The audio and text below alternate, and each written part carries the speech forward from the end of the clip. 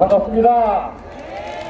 어제 우리 박태호 본부장님께서 오늘 팟캐스트를 하라고 해가지고 원래는 애국가의 역사를 하려고 했어요.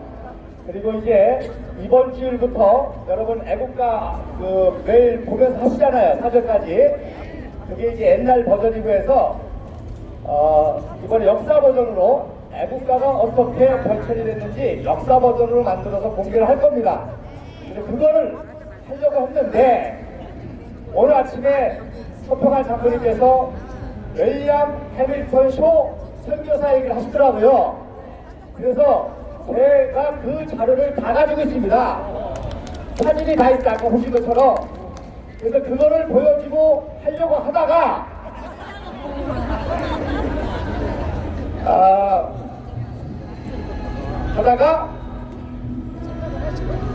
오는 중에 조원진 대표님의 동아일보 기사를 봤습니다.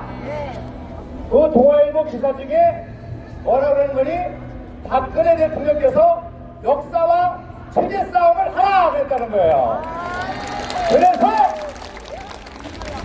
역사와 체제 싸움에 관한 강의를 사진을 보여주면서 하려고 했는데 이게 아까 내복 잘 되다가 하려니까 이상하게 먹어버렸어요. 자, 그래서 여러분 싱가포르 갔다 오신 분 손들어. 싱가포르 갔다 오신 분. 네, 싱가포르 2차 세계대전 후에 전 세계에 140개국이 생겼는데 140개국에서 유일하게 산업화, 민주화, 선진화, 국제화, 세계화를 성공한 나라는 딱 세 나라예요. 중동의 이스라엘, 동남아시아의 싱가포르, 동북아시아의 대한민국. 이 세 나라가. 그런데 특히 이 싱가포르라는 나라는 섬나라잖아요. 그래서 아테네 도시국가 이후에 최고의 선진국으로 지금 세계 소득수익 1위입니다. 7만 5천 불 1위에요, 1위. 네. 가보시면 알겠지만 그 시스템에는. 그런데 1990년대에 리콴유 수상이, 여러분 리콴유 수상은 59년에 정치를 시작해가지고 90년대에 수상 퇴임을 했어요. 퇴임을 했는데도 워낙 탁월한 분이니까 시니어 미니스터라는 제도를 만들었어. 시니어 미니스터, 그러니까 선임장관. 그래서 고척동 수상을 어드바이스하고, 그 다음에 리콴유의 아들 리센유기가 또 수상이 되니까 이번에는 멘토 미니스터, 그래서 장관들을 멘토하는 그런 직책을 또 만들어가지고 국정에 관여했습니다. 그런데 이분이 1990년도에 전 싱가포르에게 뭐라 그러는 거 아니? 싱가포르의 젊은이들이 풍요 속에서 태어나서 풍요 속에서 자라서 선배 세대들이 피와 땀과 눈물로 어떻게 싱가포르를 건국했는지 역사를 잃어버리면, 역사에 무지하면 싱가포르의 미래는 없고 국제 경쟁에서 실패한다 그랬어요. 잘 들으세요. 90년대에 싱가포르의 젊은이들이 풍요 속에서 태어나서 풍요 속에서 자라서 싱가포르가 어떻게 황무지에서 이 위대한 도시국가를 이루는지 선배 세대들의 피와 땀과 눈물의 역사를 망각하거나 모르면 싱가포르의 미래는 없고 니네들이 국제 경쟁력에서 나가서 이길 수가 없다고 선언했습니다. 그래서 그분이 73세에 컴퓨터를 배우고 워드를 배워가지고 책을 2권을 썼어요. 한 권이 뭐냐면 The Singapore Story. 그래서 싱가포르이 어떻게 건국이 됐는지 건국의 과정을 쓴 거예요. 그 다음에 두 번째로는 From Third to First. 어떻게 제3세계 꼬레미 국가에서 to First 세계적인 인류 국가가 됐는지 책을 썼습니다. 70살 할아버지가. 우리 지금 대한민국의 사태는 그때 그런 역사 교육이 없었기 때문에 이렇게 온 거예요. 다행인 것은 리카드는 글로써 역사를 썼지만 위대한 선배들이 여러분들은 태극기 들고 옹소지금 역사를 쓰고 있습니다. 그런데 그때 대한민국은 어떤 일이 있었어요? 1993년도 국민정부가 세워지면서 제일 먼저 뭐였냐면 국민교육헌장을 폐기했습니다. 여러분, 국민교육헌장을 폐기했다는 것은 단순히 어떤 박정희 대통령의 업적을 폐기하는 것이나 그때부터 국보 이승만 박사와 박정희의 역사가 왜곡되기 시작한 거예요. 조직적으로. 그래서 거짓말 소문으로 있던 거를 아예 역사의 전설인 것처럼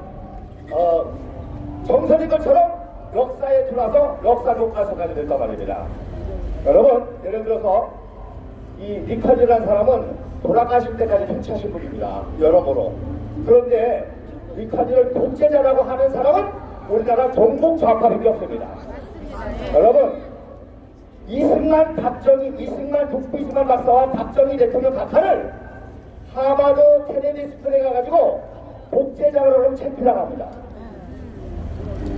한국에서 종북 좌파만 독재자로 그러지 전 세계 어느 나라 가도 국부 이승만 박사와 박정희 각하는 뭐라고 그러는가 하니 오졸리터리아니즘이라고 그럽니다. 지금 뭐냐?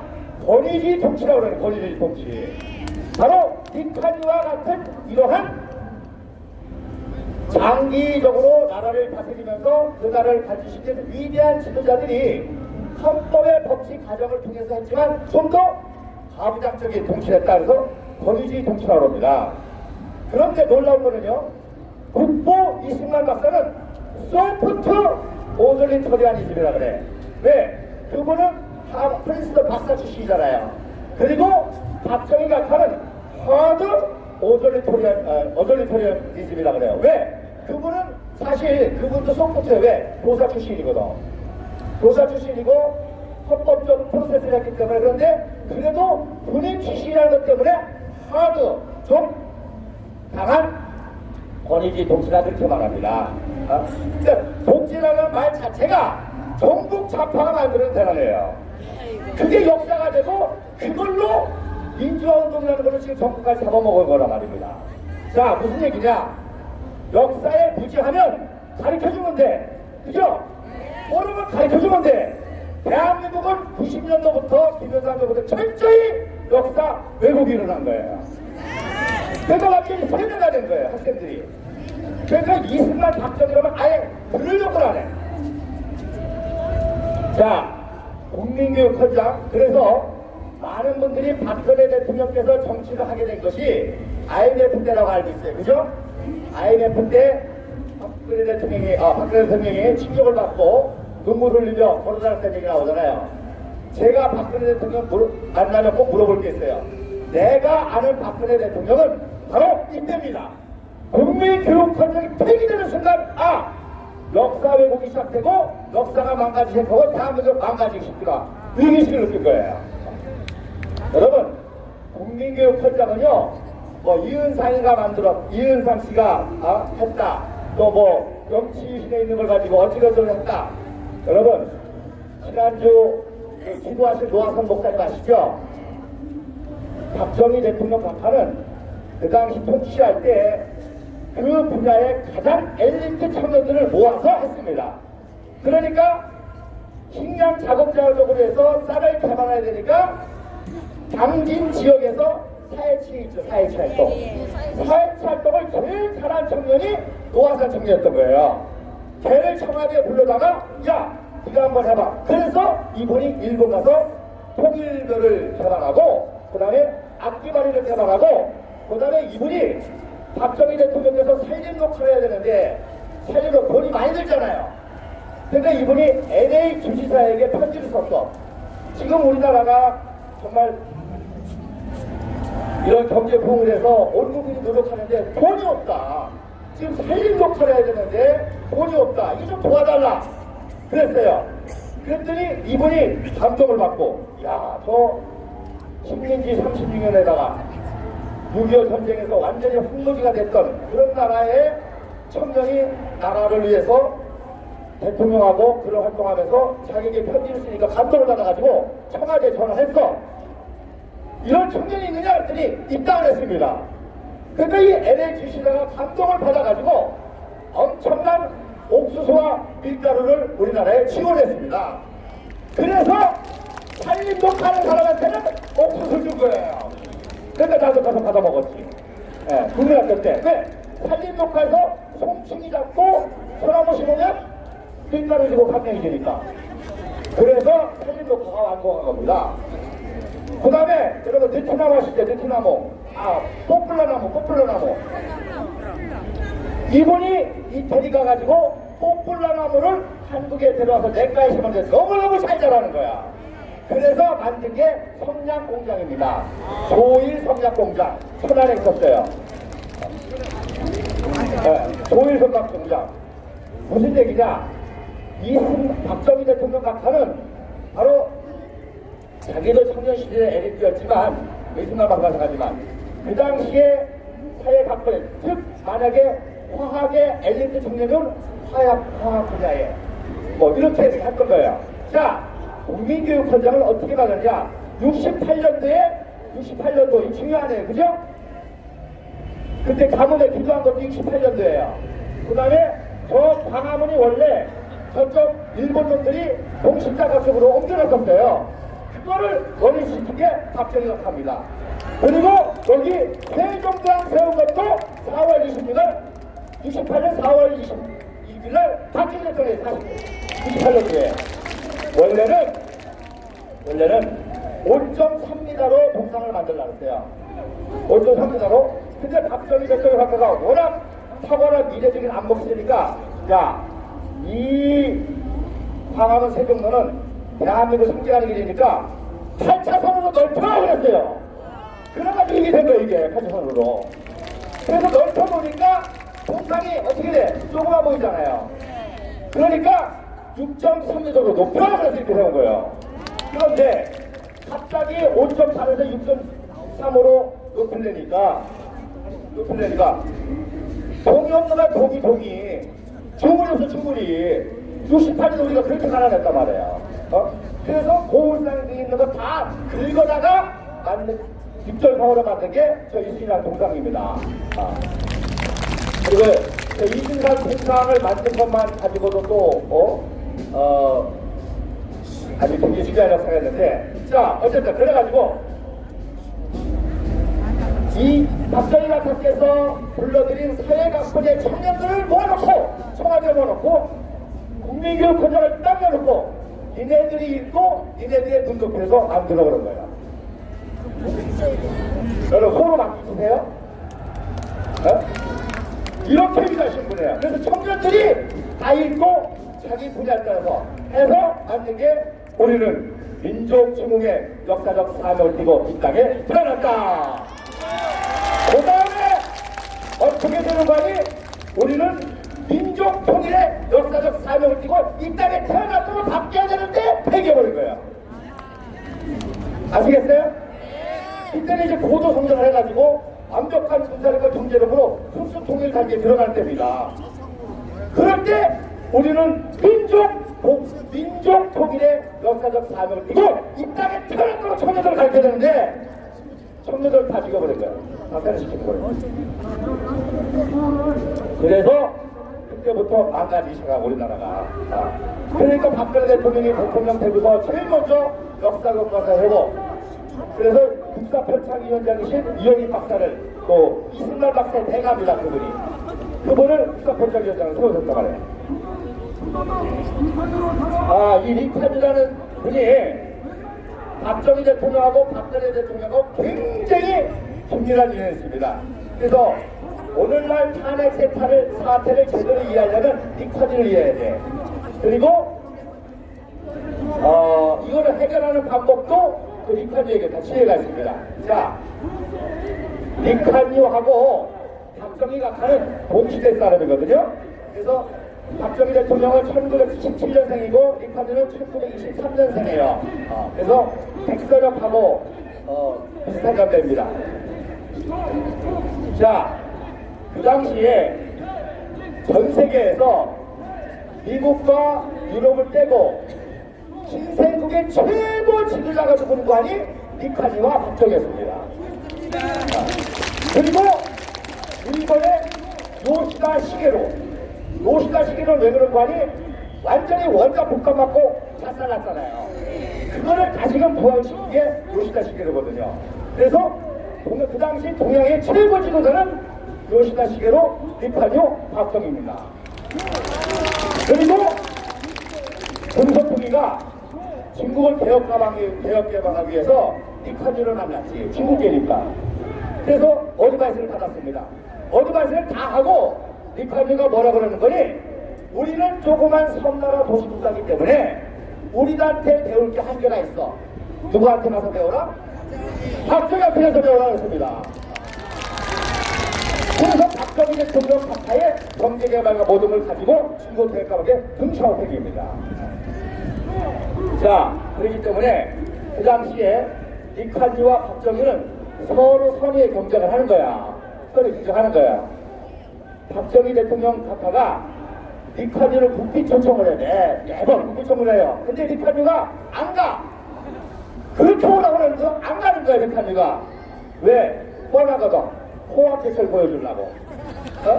그러니까 박정희 대통령이 야, 싱가폴 이네가 아무리 세계적인 도시 선국가지만 호텔 같은 거 없잖아. 와서 구경해. 그럴 목적으로 그렇게 얘기하면 안 되니까 초청을 하고 리카드도 똑똑해가지고 그걸 아는 거야. 박정희가 초청을 하는 이유가 이 포항제철, 울산 조선소 이런 중앙 어마어마한 이 국가 발전을 보여주고 싶은 걸 아니까 자기도 자존심 있잖아. 안 가는 거예요. 리카드라는 사람이 얼마나 대단한 사람인 거 아니? 베트남 전쟁이 일어났잖아요. 바로 위에서. 싱가포르 바로 위에서 베트남 전쟁이 일어났어요. 베트남 전쟁이 일어나는 걸 딱 보고 아! 이제는 세계사를 누가 주도한다? 미국이 주도한다는 거다. 미국이. 자, 싱가포르는 원래 영국의 식민지였습니다. 영국이 뭐예요? 대영제국이 별명이 뭔가 하니 해가 지지 않는 나라야. 근데 전 세계 3분의 1을 다 식민지로 가지고 있었기 때문에 다 영국적 토니까 런던에서 모닝커피 먹을 때 인도네시아 저쪽 말레이시아역에서는 저녁이에요. 그게 대영제국입니다. 또 그 어마어마한 대영제국이 싱가포르를 가지고 있었거든요. 거기서 자라난 영어권 청년이 리카입니다. 리카요. 그러니까 영국 옥스퍼드에 가가지고 거기서도 수석을 한 거예요. 중국의 청년이. 그러니까 뭐 대단한 천재죠, 그죠? 그러니까 이 청년이 영국만 알았어, 영국만. 뭐 미국이 뭐 차지를 했지만 그런데 베트남에서 보고 아 이제 세계사가 미국 주도로 돌아간 걸 깨닫고 미국을 배우기 위해서 현직 수상이 케네디 하버드 케네디 스쿨에 들어갔습니다. 홍준표 의원님의 선배가 되셨어요. 여러분 현직 수상이 케네디 스쿨에 들어갔다니까 미국 배우려고 미국의 음악을 구축하려고 그래서 공부를 하다가 미국의 음악을 딱 구축했습니다. 그러다가 누구를 만나는 거니 허먼 칸이라는 박사를 만났어요. 허든슨 연구소에 허먼 칸 박사를 만났는데 이 허먼 칸 박사는 그 당시에 유대인으로서 IQ가 제일 좋은 사람이야. 245. 제가 한 240 정도 되나? 그래서 이분은 경제학자고 미래학자고 최고의 브레인입니다. 이분을 만난 거야. 이분은요. 그러니까 어느 날 얘기하다가 아 박정희가 자꾸 나를 초청했는데 내가 안 간다. 했더니 허물칸이 무슨 소리야? 당신이 만나야 될 유일한 지도자는 박정희야. 그리고 박정희의 경제 개발을 누가 어드바이스 했어? 누가 했어? 허물칸이 했어요. 허물칸이 한다고. 야 박정희의 경제 개발을 어드바이스 했게 나야 허물칸이. 그러니까 박정희 꼭 만나. 그래서 리칸유가 박정희 대통령 박사를 만나려고 결심을 했습니다. 자, 그러면 정상회담을 하기 전에 상대방에 대해서 잘 알아야 되잖아요. 자, 박정희 프로필 가져와. 이 박정희 프로필을 이게 비서가 딱 가져왔어요. 딱 첫 페이지 딱 펼치는데 뭐가 나오는 거니? 일본 제국 육군 사관학교 56기 졸업 딱 나오는 거예요. 그러니까 이분이 그거를 보더니 나머지는 보지도 않고 딱 덮어버렸어. 뭐야?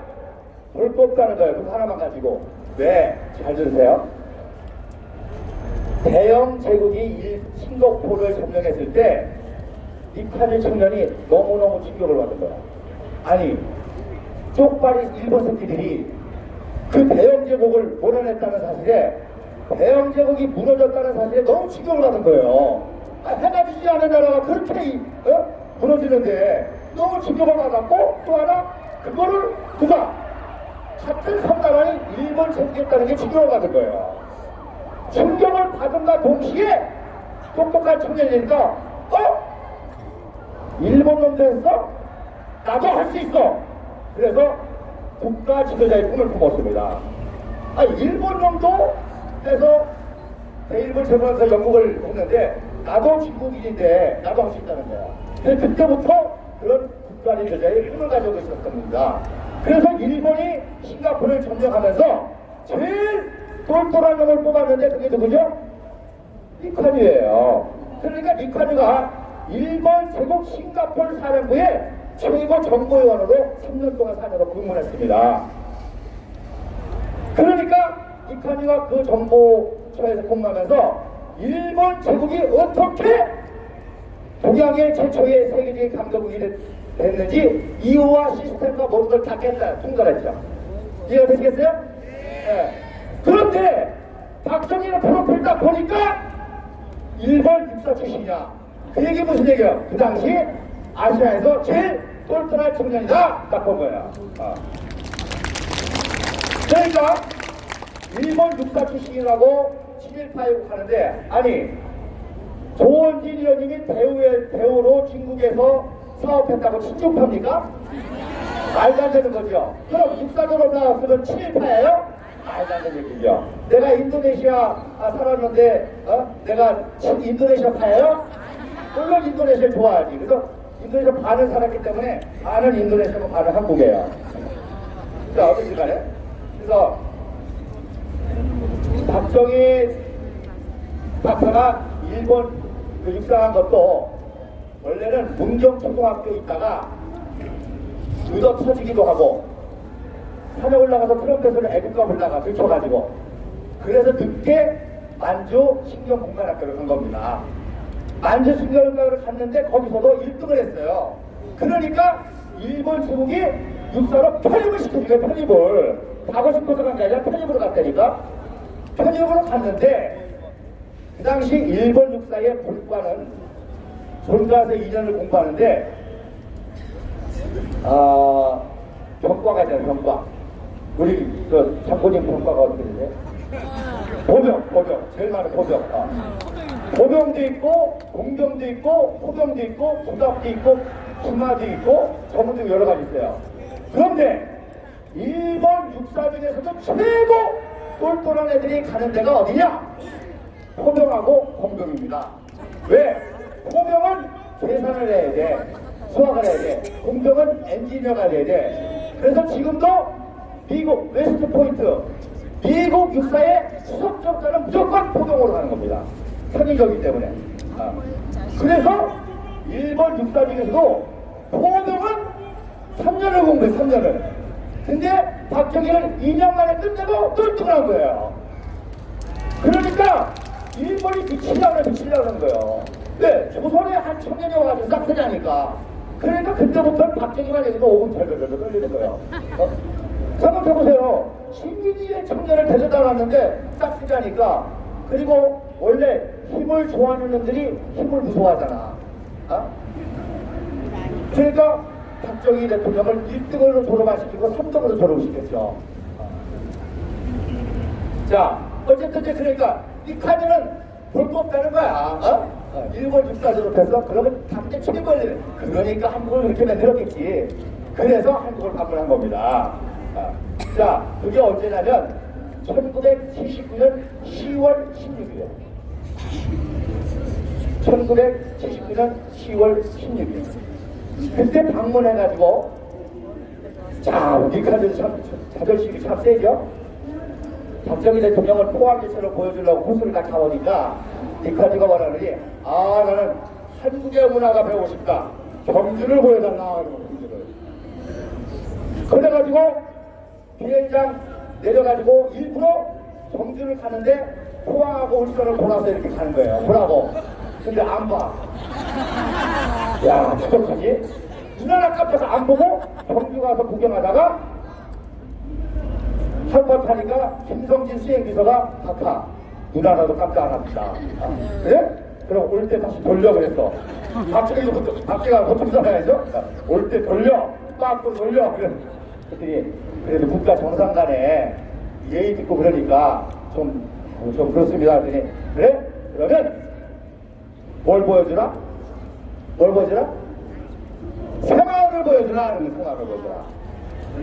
그래서 올 때 새마을을 딱 보여주니까 새마을을 보는 순간 니카드가 스톱버튼을 딱 누르는 거예요.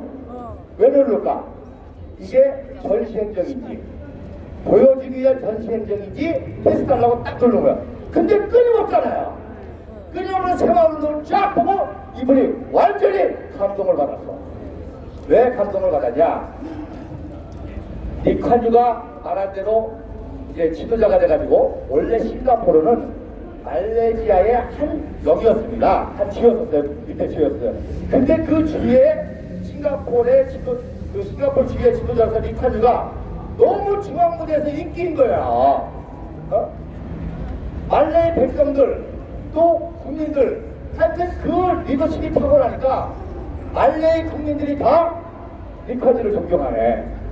그러니까 쿤이라는 수상이 요거 내버려뒀다가는 얘가 말레이시아 수상이 되는 거야. 그래가지고 하루아침에 폐치킨 거예요.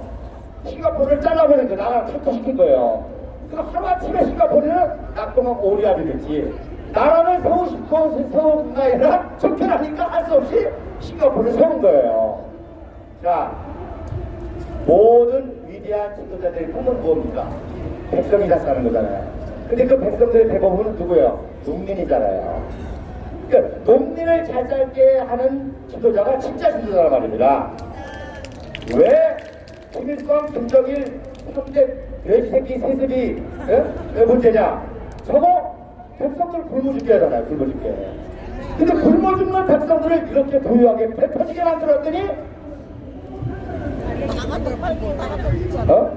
엉망을 만들었잖아요. 그죠? 자, 어쨌든 그래. 그러니까 누구든지 국가 지도자의 꿈은 그 백성들 잘 먹고 잘 살게 하는 건데 자기의 꿈을 못 이뤘잖아. 쫓겨나가지고. 그래가지고 기껏해가지고 싱가포르 섬나라 하나 세계적인 나라였는 거예요. 지금 인구가 400만 되나? 그러니까 자기가 못다한 꿈을 누가 이뤘어? 자기가 이루고 싶은 꿈을 누가 이뤘어? 박정희가 이룬 거지. 박정희가. 그래서 박정희 각하를 만나자마자 뭐라고 그러는 거니? 대부분 지도자들이 포퓰리즘을 통해서 인기나 얻고 권력이나 얻으려고 하는데 이러한 한나라의 부적을 이룬 거는 청렴결백하고 오직 나라와 민족을 위해서 헌신하지 않으면 일어날 수 없는 기적입니다. 그랬어요. 근데 그게 누구 얘기냐? 니카드 자신의 얘기거든. 자기도 청렴결백하고 오로지 나라와 민족을 생기기 때문에 싱가포르가 세계적인 최고의 도시 국가가 싱가포르가 된 겁니다. 맞죠? 그러니까 지도자가 지도자를 알아보는 거예요. 돼지는 돼지는 눈에 보인다고. 지들이 독재하고 싶으니까 독재자로 보인 거예요. 다. 그래서 그 유명한 말입니다. 그래서 청렴결백하고 오직 나라와 민족을 위해서 헌신하자는 이런 기적이 나섰다는 거예요. 그래서 박정희 대통령 각하는 단 1원도, 단 1초도 딴 생각하는 적이 없어요. 오로지 나라가 민족으로 했어요. 다 거짓말. 그런데 그 박정희 각하는 현재 누구냐? 국보 이승만 박사입니다. 국보 이승만 박사께서 박정희를 12년 동안 철저하게 키웠습니다. 최고로 키웠습니다. 그러니까 그 국보 이승만 박사의 모든 정책을 시행한 거죠. 그래서 유명한 박정희 대통령 박사의 혁명공학이 있죠. 혁명공학, 5.16 혁명공학이 6가지입니다. 첫째, 우리는 국제사회와 계속 협력한다. 그리고 특별한 반공정신으로 통일을 이룬다. 말로만이 아니라 실질적인 반공한다. 그 다음에 경제 기적을 일으킨다. 경제를 일으킨다. 그 다음에 부정부패를 해소한다. 그리고 5번째가 적당한 때에 인정에 기여한다. 네, 이 5가지가 국보 이승만 박사의 유지였습니다. 또 보내주세요. 이승만 박사도 누군가가 키워서 그렇게 된 거예요. 근데 이제 현수사들이 어떻게 키웠는지를 그 얘기를 사진을 보여주면서 하려고 했는데 저는 사진이 안 나가지고 나중에 또 기회가 되면 할게죠. 그럼 이제 박정희 대통령 키운 얘기만 잠깐 할게요. 자, 1948년 건국이 되고 나라가 건국이 되니까 건국되기 전에 여러분 4.3 사태 아시죠? 4.3 사태는 대한민국의 건국을 방해하려는 대남 공작입니다. 그 다음에 48년에 건국된 다음에 10월 17일 날 여순 반란 사건이 나죠. 그걸 공간이 수립된 대한민국이 유지 능력이 없는지 테스트하려는 대남 공작의 패러입니다. 그것도 언제냐면 8.15 때 건국절 때 이 박사가 메가더를 초청했잖아요. 그랬더니 이제 나라가 세워진 다음에 메가더가 일본에 초청한 거예요. 초청한 날 여순 반란 사건을 일으킨 거예요. 그러니까 이 소련에서 다 정권 알고를 한 거죠. 자, 어쨌든 그때 박정희 소령이 그 숙군 관련해서 남도당 가입됐다는 명단이 나오므로 체포가 됩니다. 근데 놀라운 거는요, 그 여순 반란 사건에 진압하러 갈 때 송호성 사령관의 정보 장교가 누구냐? 박정희 소령입니다. 여순 반란 사건을 진압하러 간 사령관의 정보 장교가 박정희 소령이란 말이에요. 무슨 얘기냐? 만약에 남도당하고 조금이라도 관련돼 있으면 뭐예요? 이건 재판도 필요 없어. 그냥 사형이야. 이해가 되시겠죠? 여순 반란 사건이 일어났는데 현장에 정보 장교가 박정희인데 제가 조금이라도 남도당에 관련돼 있다. 이거는 그냥 사형이 아니라 재판도 필요 없어. 조사해보니까 왜? 이름만 걸어놓은 거예요. 왜 걸어놨냐? 박상희가 대구 공동 사건 때 공산당이었거든요. 그래서 비참하게 죽으니까 그걸 알고 남도당의 이재범 목사인데 종북 좌파 목사입니다. 그때도 있었어요. 이 종북 좌파 목사가 군사부 총책입니다. 그런데 또 박상희가 또 공산주의 세력가 둘이 잘 알았던 거예요. 그러니까 박상희 가족을 잘 돌봐주면서 박정희를 꼬셨지. 그러니까 박정희 청년 시절에 그때 나이가 31살입니다. 그러니까 이름만 걸어놨던 거죠. 자, 어떤 사람들은 무슨 뭐 김창룡 형무과장이 세월려졌다, 백선엽 대령이 살려졌다, 김정열 그 당시 공무참모총 살렸다는데, 여러분, 아니 술꾼에 관련된 혐의자를 어디 일개 대령이 그 당시에 대한민국이 조직되어 있기 때문에 사령권은 누구에만 있어요? 박정희가 아니 이승만 박사 박정희가 사령권이. 그러니까 박정희를 아는 모든 그 당시에 최고 엘리트들이 박정희를 살려야 된다고 이 박사한테 선언을 하고 또 서류를 다 빌려 서류를 써야 될 거냐 다 보내고, 또 특별히 그 당시에 최고 실세가 하우스만이라고 하는 CIA 요원 군부 고문관이에요. 그 하우스만하고 박정희 대통령하고 영어로 얘기할 거 아니에요. 하우스만이 또 설정을 부탁했습니다. 이승만 박사가 딱 서류를 본 순간 보니까 어디 나왔다고? 일본 육사 출신이잖아요. 볼 거 없어. 딱 보더니 자기도 당대의 대지학생에 들어간 최고 엘리트 청년이었잖아요. 그걸 선교사한테 키워줬잖아요. 그래가지고서는 24살 때부터 대한제국 개혁운동을 했습니다. 그러니까 고종 황제가 일보여가지고 엮여가지고 한송 감옥에 들어가서 4년 때는 죽을 뻔한 거를 누가 살려줬어요? 선교사들이 살려줬거든요. 그리고 그 당시에 월남이 상제라든지 뭐 유치호라든지 이런 분들이 살렸단 말입니다. 그러니까 이승만 박사도 딱 얘기를 듣고 소리를 딱 펼친 순간 일본 유사들이 이거 뭐야? 당대의 최고 아닐까 아니야? 인재를 함부로 죽이면 안 돼. 살려! 살려줘. 그런데 대통령이지만 마음대로 못 살린단 말이야. 일단 군사재판에서 무기징역을 때립니다. 그리고 2개월 후에 10년으로 감형을 시켜요. 10년으로 감형. 왜? 그 당시 3억건이 몇 년부터? 몇 년부터? 10년부터. 그러니까 15년만 받아도 사면 재산이 안 돼. 그러니까 사면 시키려고 10년형으로 때려서 사면을 시켰지. 그렇게 해서 살려준 게 바로 이승만 박사입니다. 그랬지만 워낙 똑똑한 청년이니까 백선엽 정보장관이 정보부에 문관으로 근무했어요. 문관으로. 근데 문관으로 근무하면서 얼마나 탁월한지 북한의 남친들을 다 파악한 거예요. 다. 이거. 그래서 6.25 전쟁이 딱 나니까 빨갱이들 다 넘어갔잖아요. 서울 전쟁하니까. 박정희 대통령은 휴가 갔다가 한강에 딱 와서 보니까 서울 전쟁이 됐거든요. 그러니까 바로 복귀를 했어요. 그러니까 이제 됐잖아. 그죠? 자, 서울이 점령했으니까 웬만한 걸 다 넘어갈 거 아니에요. 그죠? 끝났다 생각하고. 근데 안 넘어갔다는 걸 알고 바로 소령으로 복직을 시킵니다. 소령을 복직을 시켜서 하는데, 자, 인천상륙작전이 성공했죠? 인천상륙작전이 성공을 하면 이제 부산에서부터 모든 전쟁 물자가 올라와야 돼. 그러니까 이거를 감당할 수 있는 탁월한 장교가 누구냐? 누구요? 박정희 소령이지. 그래서 박정희 소령이 그거를 잘 해가지고 이기를 복직을 합니다. 그래서 맹하도를 하는 거예요. 맹하도를. 그리고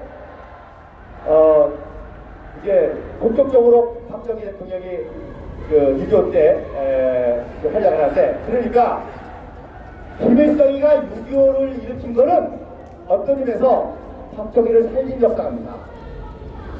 만약에 전쟁이 안 일어났으면 뭐 안 일어나 좋지만 안 일어났으면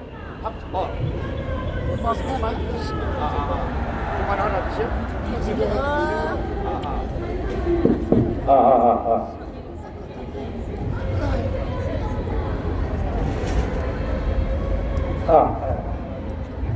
그러니까 그랬으면 그냥 문관으로 지시그리 하다가 학교로 복직하든지 해서 끝나는 인생이 된 건데, 이 새끼가 전쟁을 일으키는 바람에 박정희가 부활했습니다.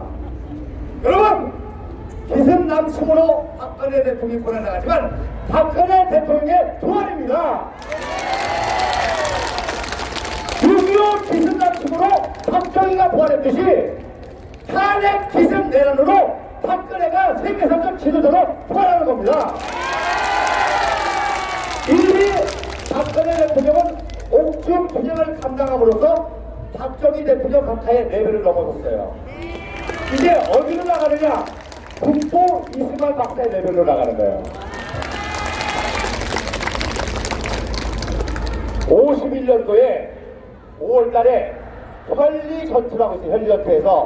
현리전투에서 3군단이 박살납니다.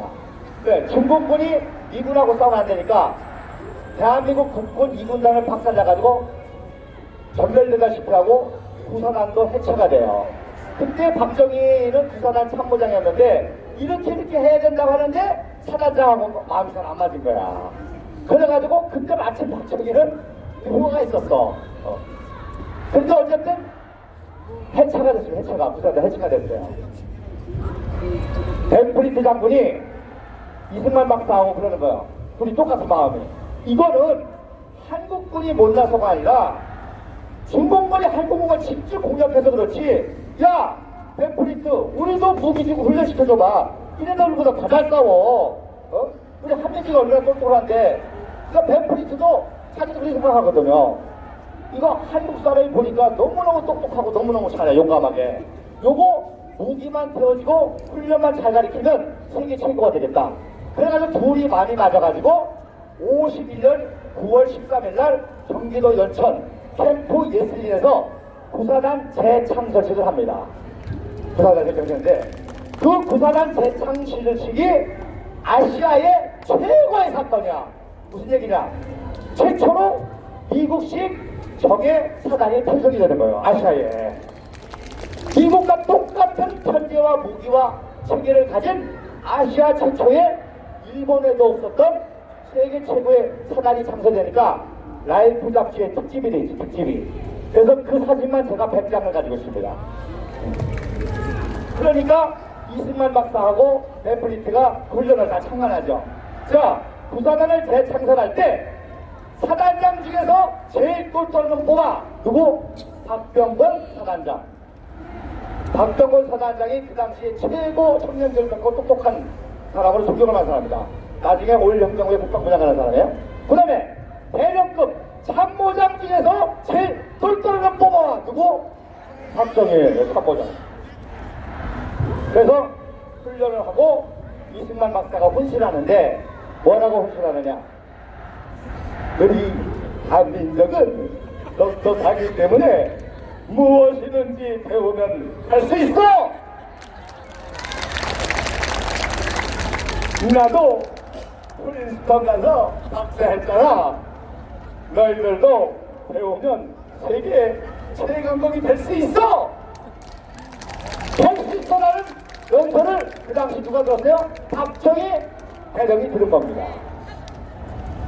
그래서 박정희 의장이 5.16 혁명을 5월 16일 날 하고 6월 13일 날 대제학당을 방문합니다.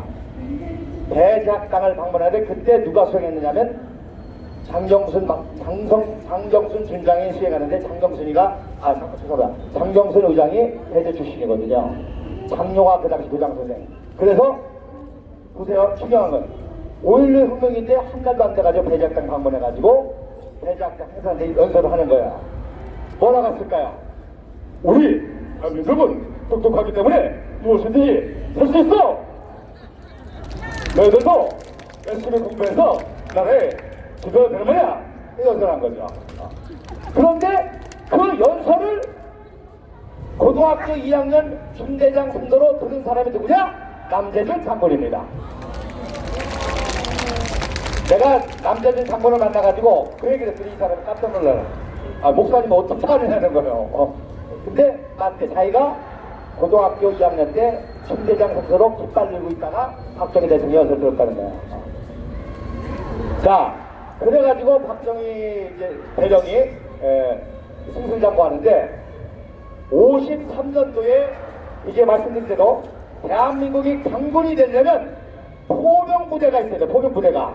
포병이 양성을 해야 돼. 그래서 육군 대령급 중에서 제일 똘똘하면 20명 뽑아서 포병사령관 프로그램을 하는데 그 중에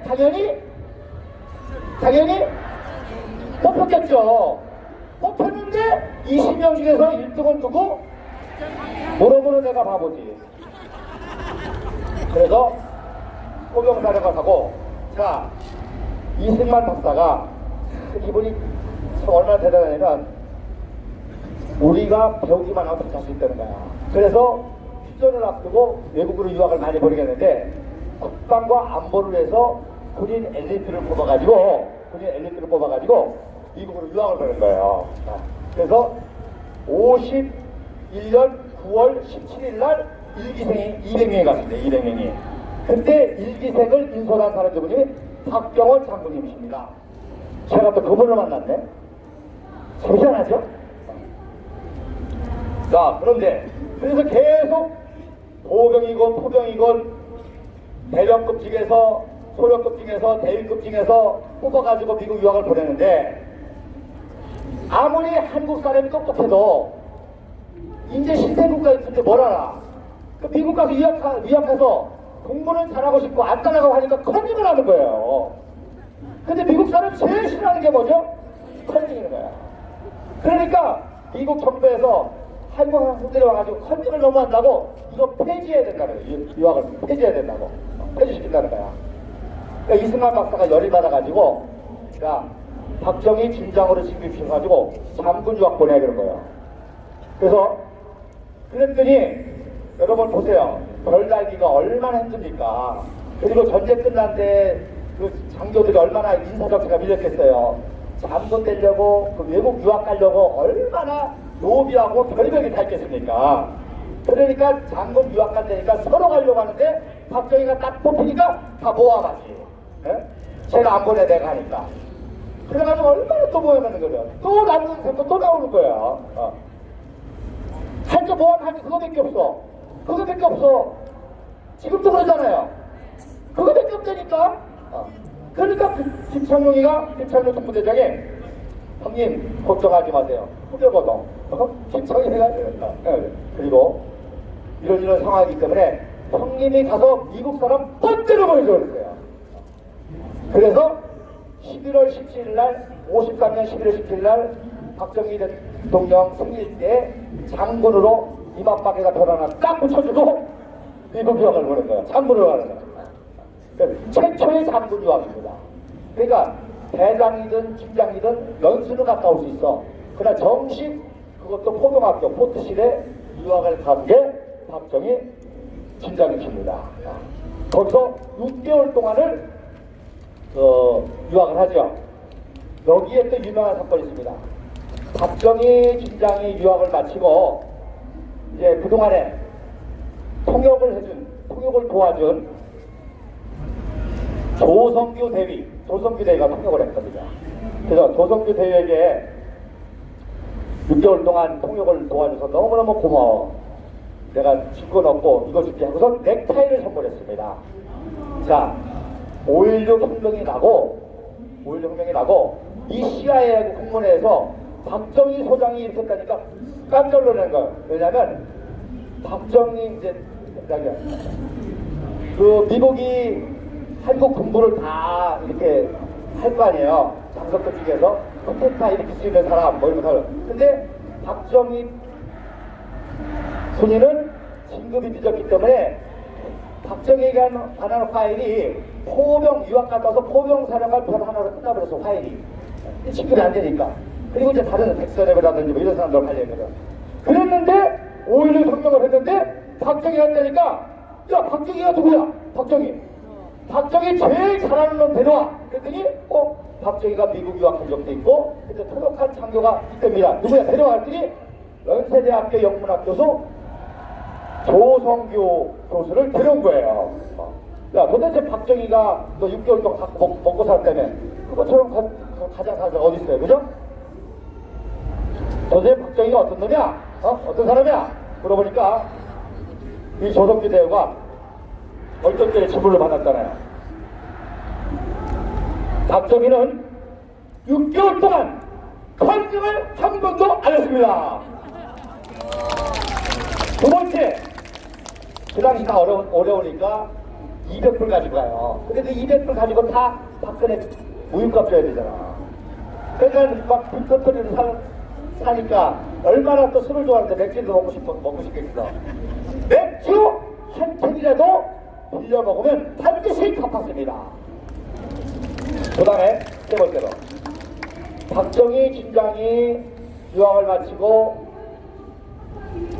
감사하다고 나에게 넥타이를 선물을 줬습니다. 근데 그 넥타이가 파란색, 하얀색, 빨간색으로 디자인한 거예요. 이게 어느 나라 국기죠?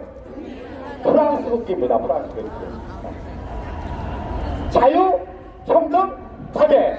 그러면서 박정희 팀장이 나한테 주면서 조성규의 이게 무슨 뜻인지 알지? 예, 압니다. 자유, 평등, 자제입니다. 그 에피소드를 전해주는 순간 이 사람은 권력이 아니라 자유, 평등, 박의 프랑스 혁명과 같은 혁명을 하기 위해서 했다는 게 인정이 된 겁니다. 그리고 그래서 바로 케네디가 보고를 했고요. 더 놀라운 사실은 벤프리트 장군을 만났다는 거잖아요. 벤프리트 그 구산할 때부터 그 이후로 벤프리트 장군이 이승만 박사뿐만 아니라 박정희의 후원자가 된 겁니다. 박정희를 그래서 이승만 박사가 하야한 후신 후에도 박정희를 계속 도와주고 했습니다. 그런데 원래는 5.16 혁명을 1961년 4월 19일날 하려고 했어요. 4.19 1주년인데 또 요 종북 좌파 새끼들이 횃불 들고 오라나무로 가다복으로 가가지고 난리치면 그거를 제압할 빌미로 해가지고 4월 9일날 혁명을 하려고 했어요. 그거를 정보가 새가지고 요 새끼들이 침묵시위를 했네. 침묵시위를 한 거예요. 그래서 이놈들이 난리를 치면 하려는데 이놈들 알고 침묵시위를 하니까 못한 거 아니에요. 그런데 미국에 있던 벤프리트 장군이 지금 한국의 혼란한 상황을 정리할 수 있는 것은 미국 유학으로는 군부 엘리트 박정희밖에 없다라고 발표했어. 근데 혁명 안 일어났잖아요. 4월 9일에 일어날 줄 알고 했는데 안 일어났단 말이야. 그러니까 부랴부랴 5.16 혁명하신 겁니다. 그러니까 무슨 뭐 점쟁이한테 날짜를 받았다 다 개소리 하는 거예요. 뭐 점쟁이한테 날짜를 받고 어쩌고저쩌고 그래서 여기까지 하죠. 감사합니다. 어쨌든 이 국부 이승만 박사와 박정희가 사는 세계 사적인 멤버입니다. 그래서 이승만 박사는 말할 것도 없고 이승만 박사가 그렇게 키우신 거예요. 나머지 또 키운 얘기를 또 쭉 할게요. 그리고 그 두 분의 유지를 받들어서 국진통일 직접까지 하려고 했던 게 박근혜 대통령이십니다. 이걸 알고 지금 이놈들이 최후의 발악을 합니다. 최후의 발악을. 그래서 최후의 발악을 여러분들 때문에 그때 정말 역사교육을 제대로 못 시킨 그 죄가를 지금 몸으로서 쓰시는 겁니다. 택비 들고. 이 방송을 보시는 전국의 애국국민 여러분, 이번 토요일날 서울역 광화문을 태극기로 뒤풀어서 위대한 역사를 회복합시다! 대한민국 만세! 우리 공화당 만세! 이승만 박사 만세! 박정희 박사 만세! 박근혜 대통령 만세! 자유투결 만세!